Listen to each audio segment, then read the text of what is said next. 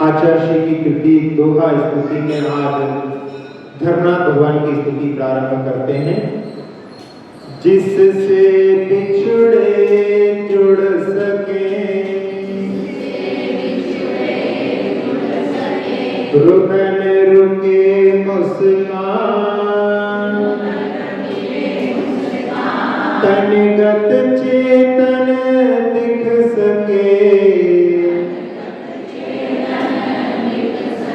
वही धर्म सुख खान। अध्यात्म का वर्णन किया है आचार्य जी ने इसमें कि जिससे बिछड़े जुड़ सके। अपन अपनी आत्मा से अनादि काल से बिछड़े हुए मतलब अपना उपयोग बाहर लगा हुआ है, जो अपनी निधि है, जो अपना आत्मा है, उसकी ओर दृष्टि नहीं। तो जिससे अपन बिछड़े हुए हैं उससे जुड़ सके।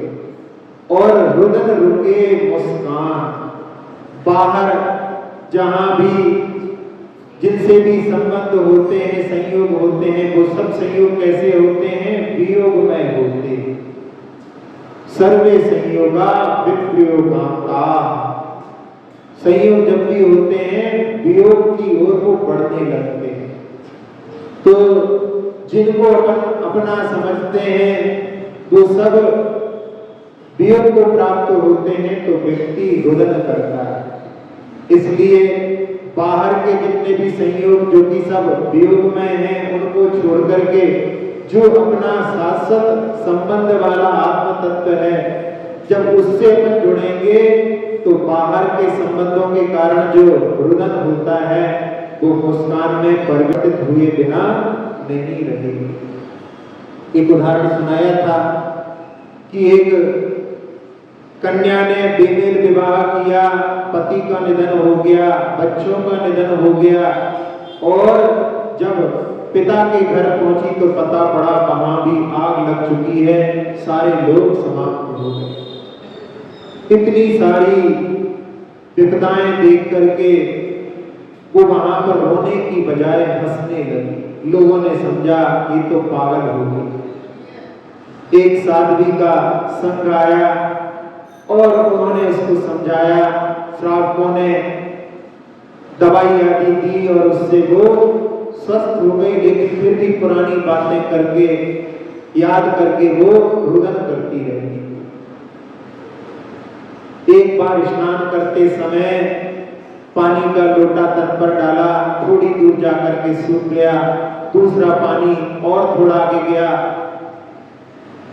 और उसने उस दृश्य को देख करके कि सारे संसार के संयोग इसी प्रकार से हैं, कुछ थोड़ी दूर पर, कुछ थोड़ी आगे बढ़ करके सारे संयोग जो हैं वियोग में ढलते हैं, और उस दृश्य को देख करके उसके लिए दृष्टि प्राप्त हुई और वो जो रोटी रहती थी उससे वो ऊपर उठ सकी। तो ये संसार के स्वरूप को जान करके और अपने आत्म स्वरूप से जुड़ने के लिए यहाँ पर प्रेरणा दी गई। और इसमें तनगत चेतन दिख सके, तन के अंदर अपने चेतन है वो दिख सके, वही धर्म सुख खान, वही धर्म है जो सुख की खान है। क्योंकि आत्म सुख की प्राप्ति जब तक अपन आत्म तत्व की ओर दृष्टि नहीं डालेंगे तब तक प्राप्त नहीं हो सकती। अभी तो अपन बाहर ही बाहर घूमते रहते हैं, बाहर के ही द्रव्यों को अपना विषय बनाते रहते हैं, अपने आत्म तत्व की ओर दृष्टि नहीं रहती। एक कन्या जिसके साथ विवाह होना था विदेश गया और उसने बोला कि मैं बहुत सारा धन कमा करके लौट करके आऊंगा और अपन विवाह करेंगे। पुराना जमाना था, वहां से वो पत्र भेजता और पत्र लेकर के एक पोस्टमैन वहां पर आता, जल्दी जल्दी वो पत्र भेजता। थोड़े दिनों में पता पड़ा कि उसने पोस्टमैन से शादी कर ली। सुनकर के आप लोगों को लगेगा कि ये तो क्या हो गया, क्योंकि पोस्टमैन सामने था, रोज मिलता था और जो पत्र भेजता था बहुत दूर था, तो जो सामने था वो उससे मोहित हो गई और उससे विवाह कर लिया। हंसी आती है अपने को उसकी बात पर, लेकिन उसमें और अपने में कोई अंतर नहीं है। अपना जो शरीर है वो अपने लिए दिखाई देता है, लेकिन वास्तव में ये केवल उस आत्मा की पोस्ट है जो अंदर विद्यमान है। तो अपन उसको भूल करके जो बाहर है केवल उस पर ही मुक्त होकर के जो भेजने वाला है उसकी ओर अपन दृष्टि नहीं ले जा पाते।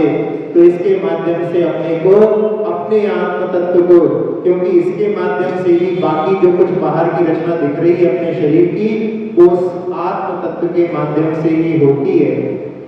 और उस आत्म तत्व को जानने के लिए अपने लिए कि हमारे तन में आत्मा है, जब तक इसमें क्रियाएं हो रही हैं तब तक हम इसको समझ सकते हैं कि इसमें आत्मा विद्यमान है। आचार्य ने एक दोहा लिखा है, खून ज्ञान नाखून से। खून का ज्ञान नाखून से होता है। नाखून को देखते हैं तो नाखून के रंग के माध्यम से पता पड़ जाता है कि इसमें कितना खून है। खून ज्ञान नाखून से, खून रहित नाखून। लेकिन नाखून में खून नहीं होता। खून का ज्ञान तो कराता है लेकिन उसमें खून नहीं होता। इसी प्रकार से चेतन का संधान तन, तन चेतन से न्यून। यानी तन को देखेंगे अपन, तन के द्वारा जो है अपन आत्मा तक पहुंच सकते हैं, लेकिन तन में जो है आत्मा नहीं, तन से रहित आत्मा है तो तन के अंदर ही, लेकिन तन आत्मा नहीं।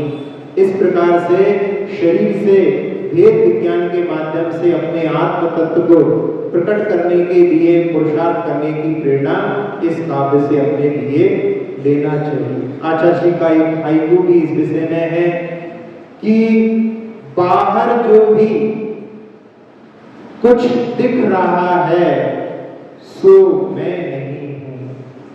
जो कुछ अपनी चर्म चक्षु से दिखाई देता है, यानी अपना शरीर अपने को बाहर से दिखाई देता है, सो मैं नहीं हूं। बाहर की सब चीजें तो अलग है ही, उनके लिए तो अलग जानते ही हैं, लेकिन फिर भी यहाँ पर जो कुछ भी बाहर का दृश्य है सो मैं नहीं हूं। तो ये हमारे लिए कि जब तक हम बाहर देखते रहेंगे अपने आप को प्राप्त नहीं कर सकते। विरागता में राग हो,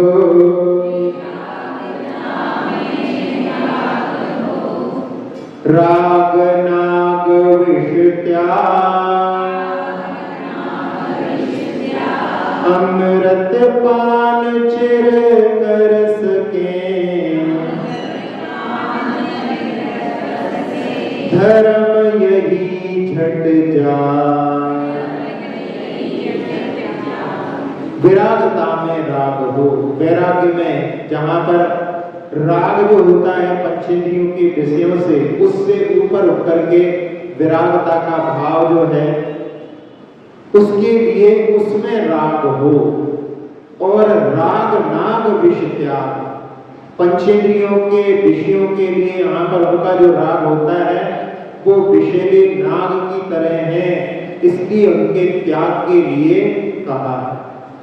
और जब पंचेंद्रियों के विषयों से ऊपर उठेंगे तब अपन आत्मा के पान, अमृत पान को कर सकते हैं। तो अमृत पान चिर कर सके, धर्म यही झट जा। ये धर्म यही है जिसमें आत्मा में लीनता होती है, वही सर्वोच्च धर्म है। बाहर की सारी क्रियाएं उस आत्म तत्व को प्राप्त करने के लिए एक मार्ग है। आप अपने घर के सारे कार्यों में लगे रहते हैं, उनसे ऊपर उठ करके मंदिर में जिनाने में आए, मंदिर की क्रियाओं में लगे, उन कार्यों से ऊपर उठने के लिए इन क्रियाओं को बताया जाता है। और उन क्रियाओं से भी ऊपर उठ करके बीच बीच में कायिक सर्व और ध्यान के लिए भी प्रेरणा दी जाती है।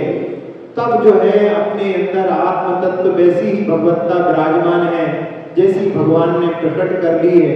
ये प्रेरणा उस कार्य के लिए क्रम से दी जाती है, क्योंकि एकदम किसी के बोला जाए कि ध्यान करने लगो तो संभव नहीं होता।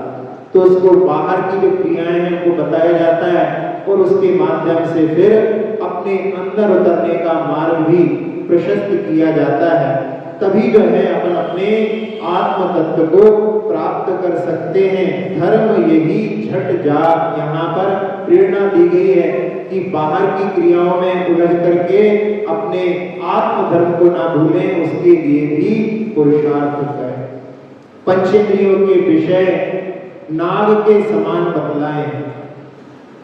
कोरोना के समय में शादी हुई थी और जब कोरोना में शादी हुई थी तो समझ सकते हैं कुछ ज्यादा आमोद प्रमोद नहीं कर पाए, हनीमून आदि भी जो बनाते हैं वो भी नहीं हो पाया। तो एक रिश्तेदार ने कहा कि एक कंट्री में हम तुम्हारे लिए हनीमून के लिए भेज रहे हैं। उसने कहा कि नहीं, मुझे जाने की जरूरत नहीं है, लेकिन उन्होंने जबरदस्ती आग्रह करके और उसको उस कंट्री में भेजा। जब वो जाने लगे तो उनसे कहा कि ये बैग जो है लेकर के जाओ, वहां पर कोई एयरपोर्ट पर आकर के आपसे ले लेगा।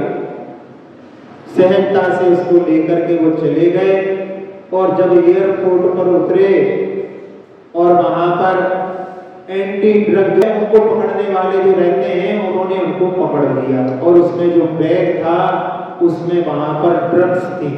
रिश्तेदार ने ही उनके साथ में धोखा किया और जेल में डाल दिया गया। जब उनके पिता वहां पर पहुंचे तो उनकी सामग्री उनको सौंप दी और जब उन्होंने अपने पुत्र से बात की तो उसने कहा कि उन रिश्तेदार ने हमसे जबरदस्ती करके हमको भेजा, लेकिन सारी बातें इसमें मोबाइल में रिकॉर्ड है।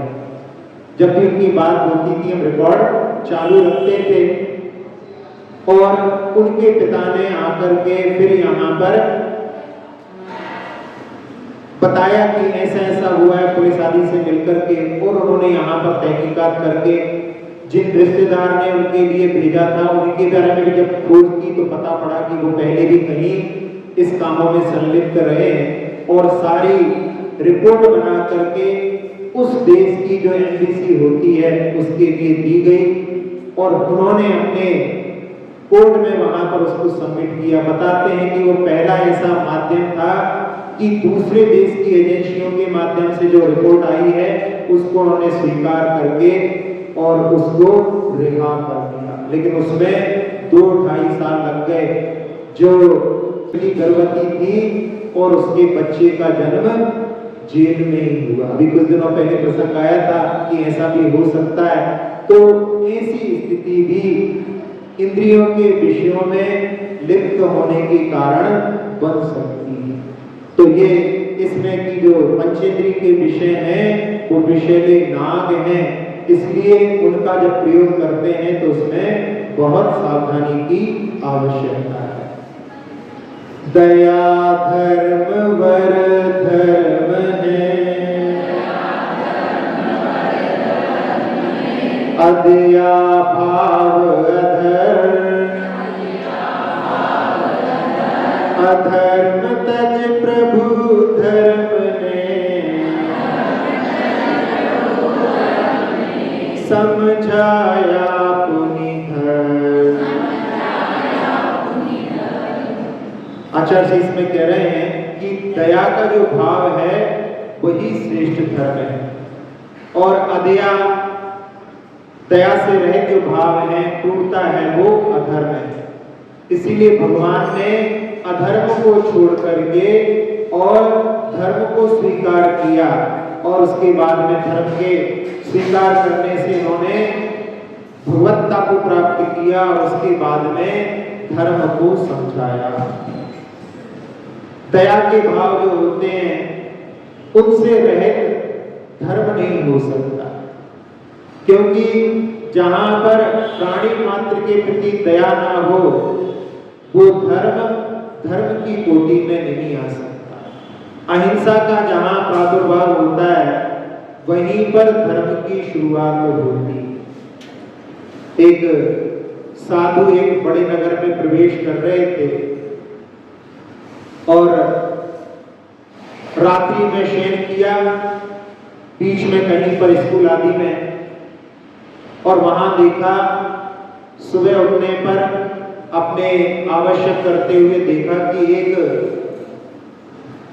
व्यक्ति भी वहीं पास में सो रहा है और उसके पास में 2 बकरे बंधे हुए हैं। तो उन्होंने सुबह की आराधना करते समय समझा कि लगता है कोई बधिक होगा, ये बकरों को बांध करके रखा है। और सुबह जब चलने का समय हुआ तो महाराज ने सोचा कि इसको थोड़ा संबोधन करना चाहिए। वो भी उठ चुका था और उसके लिए कहा कि क्यों ऐसा कार्य करते हो, तो क्या कोई अच्छा व्यापार नहीं कर सकते? तो उसने कहा कि मैं भी चाहता हूं अच्छा व्यापार करूं, लेकिन अब पैतृक ये व्यापार चल रहा है। तो महाराज ने कहा कि तुम इन बकरों को जो है मारो मत, इनके लिए बेच दो, इससे जो तुम्हें संपत्ति मिले उससे तुम अपना व्यापार प्रारंभ कर दो। तो उसने कहा कि यदि ऐसा हो जाए तो बहुत अच्छा है, ये तो केवल 2 ही बकरे हैं, मेरे पास में 30 और हैं। यदि आप अपने साथ में जो श्रावक हैं उनसे बोल दें तो मैं इतनी संपत्ति के माध्यम से अपना कोई दूसरा व्यापार करने को तैयार हूं। और वहां पर श्रावक लोग भी साथ में थे। उन्होंने जब सुना तो सब लोगों ने वहां पर मिलकर के कि सारे बकरे हमारे लिए दे दो, और उनको गौशाला में भेज दिया। और उस व्यक्ति का जो हिंसा में व्यापार था उसने उसके माध्यम से जो धन प्राप्त किया उससे वो उपकृत हुआ। तो जहां इस प्रकार के दया का भाव होता है वो जो है श्रेष्ठ धर्म कहलाता है। एक जगह पर जहां स्ट्रीट लाइट चालू करते थे वहां पर एक पक्षी ने अंडे दिए हुए थे। कुछ बच्चों ने उसको देखा। जब संध्या काल होने वाली थी और उसको जो स्टार्ट करने के लिए जाता है तो उससे कहा कि भैया इसको चालू करोगे तो ये अंडे फूट जाएंगे, इसमें जो बच्चे मर जाएंगे, आप लाइट मत चालू करो। और उन बच्चों ने जब वहां पर कहा तो कुछ लोग कहने लगे कि फिर अंधेरे में रहेंगे क्या? तो उन बच्चों ने सबसे मिलकर के सबसे प्रार्थना की कि वो पक्षी मरण को प्राप्त नहीं हो जाएं। अपने लिए ऐसा थोड़े दिनों की बात है। और ऐसा उन्होंने जब वहां पर सबसे मिलकर के कार्य किया तो बहुत सारे लोग साथ में आ गए। कुछ लोग निषेध भी करते रहे, लेकिन जहां बहुमत था दया वालों का था और उसके कारण में 8-10 दिन तक उनके नगर में लाइट नहीं जली, क्योंकि यदि लाइट जलाते तो पक्षी की जान जा सकती। तो ऐसा आदर्श उन्होंने दया के क्षेत्र में वहां पर प्रदर्शित किया। वो एक आत्मा से उत्पन्न होने वाला धर्म का उदाहरण है। तो इसके माध्यम से अपन समझ सकते हैं कि दया का जहां पर वास होता है वहीं पर धर्म होता है। आचार्य जी ने कहा कि दया के लिए, दया के कारण में ही सारे अतिशय होते हैं। उनके एक दोहे में पानी भरते देव हैं, वैभव होता दास, और वृक्ष मृगेंद्र मिल बैठते, देख दया का वास। भगवान की दया के कारण में ही देव भी पानी भरते हैं, लाते हैं पंचम समुद्र से पानी उनके अभिषेक के लिए। और वैभव उनका दास होता है, सर्वोच्च वैभव उनके पास होता है। और जहां पर शेर और वृक्ष भी एक साथ बैठते हैं, देख दया का वास। दया का धर्म जो होता है वो सबके मन में जो है करुणा का भाव, धर्म की जो है आनंद की अनुभूति कराने वाला होता है। धर्मनाथ को नित नमो, सधे शीघ्र शिव शरण, धर्म मर्म को लख सकूं, मिटे मलिन मम कर। धर्मनाथ भगवान के लिए नित नमो। और भावना है सदे शीघ्र शिव शरण। शिव सर्व शर्त अर्थ सुख होता है, तो मोक्ष सुख की प्राप्ति हमें शीघ्र हो ऐसी कामना है। और धर्म मर्म को लग सकूं, धर्म का मर्म जो है उसको मैं देख सकूं, जिससे कि मिटे मलिन मम कर। जब आत्मा में लीनता को प्राप्त करते हैं तब सबसे ज्यादा निर्जरा होती है। तो उस आत्म तत्व को प्राप्त करने के लिए यहाँ पर जिनेंद्र भगवान की आराधना के लिए प्रेरणा दी गई। कई बार ऐसे भी जो है वाक्य सुनने के लिए मिलते हैं कि भक्त नहीं भगवान बने। अरे बिना भक्त बने आज तक कोई भी भगवान नहीं बना। ये प्रेरणा ठीक नहीं है। भक्ति के लिए प्रेरणा सबसे पहले देना चाहिए। जितने भी तीर्थंकर हैं उन्होंने पूर्व में ऐसी भक्ति की है, ऐसी आराधना की है, ऐसी गुरु की सेवा की है और उसके माध्यम से उन्होंने तीर्थंकर प्रकृति का बंध किया। क्योंकि तीर्थंकर प्रकृति में 16 कारण भावनाएं आती हैं, उसमें अरहत भक्ति भी है, प्रवचन भक्ति भी है, आचार्य भक्ति भी है और पौरुष भक्ति भी है। तो चार भक्ति है। चार भक्ति में जहां पर अरहत है, अरहत भी सिद्ध के समान ही है, इसलिए पांचों परमेश्वरी की भक्ति, उनमें 5 यानी 4 भावनाएं वहां पर भक्ति से भरी हुई। तो भक्ति के माध्यम से ही आगे जो है कल्याण का मार्ग प्रकट होता है। इसलिए भक्ति के लिए यहाँ पर प्रेरणा दी गई है। आचार्य श्री ने एक भाई को लिखा है, आगे बढ़ूंगा 5 अक्षर अभी प्रभु पदों में, इसमें 7 अक्षर है और बैठ तो लूं, इसमें फिर 5 अक्षर है। तो 17 अक्षर की कविता होती है कि भगवान बनेंगे लेकिन पहले भक्त बनने के लिए कि अभी तो मैं भगवान के चरण में बैठूं, उनके पदों में बैठूं, उससे नियम से जो है मुक्ति का मार्ग अवश्य प्राप्त होगा। लेकिन पहले भी कोई सोचे कि हम सीधे भगवान बनेंगे, बिना भक्त बने कोई भी आज तक भगवान नहीं बना है। इसलिए धर्म का जो मर्म है उसको समझ करके, और उसमें पहले भी एक प्रसंग आया था, उसमें भी धर्म का मर्म वास्तव में जो है आंतरिक धर्म को प्राप्त करने के लिए है। बाहरी धर्मों को प्राप्त करके अंदर में उतरने की भी प्रेरणा अपने इसलिए दी जाती है। बीच बीच में जो कायसर की पद्धति होती है, जब भी कायसर का अवसर मिले अपने को इत्मीनान के साथ में कायसर काया के प्रति ममत्व को छोड़ करके करने का प्रयास करना चाहिए। छोटे छोटे से बच्चों को कायसर सिखाया जाता है, इतनी छोटी छोटी अवस्था में भी उनके लिए उस जो धर्म जो आत्मा के अंदर लीनता का है वो सिखाया जाता है। इसलिए अपने को भी उस कायसर को बड़े अच्छे से तल्लीनता से करने का प्रयास करना चाहिए। अक्षर पद मात्रा से दूषित वचन अगर ममहीन रहे और प्रमाद कषाय के वश में सम्यक अर्थ विलीन किए, जिन वाणी माता मेरी सब त्रुटियों को क्षमा करें, दें आशीष शीघ्र हम सबको केवल लब्धि रमा मिले। प्राप्त हमें हो बोधि समाधि परिणामों की शुद्धि हो, निज आत्म उपलब्ध हमें हो शाश्वत सुख की सिद्धि हो। चिंतित वस्तु दात्री माता चिंतामणि उपमा भाती, करूं वंदना पूर्ण विनय से चरण रखूं मैं ये पाती। कर जिन वाणी स्तुति तन की ममता टार, महामंत्र का जाप अब सभी जपे नव बार।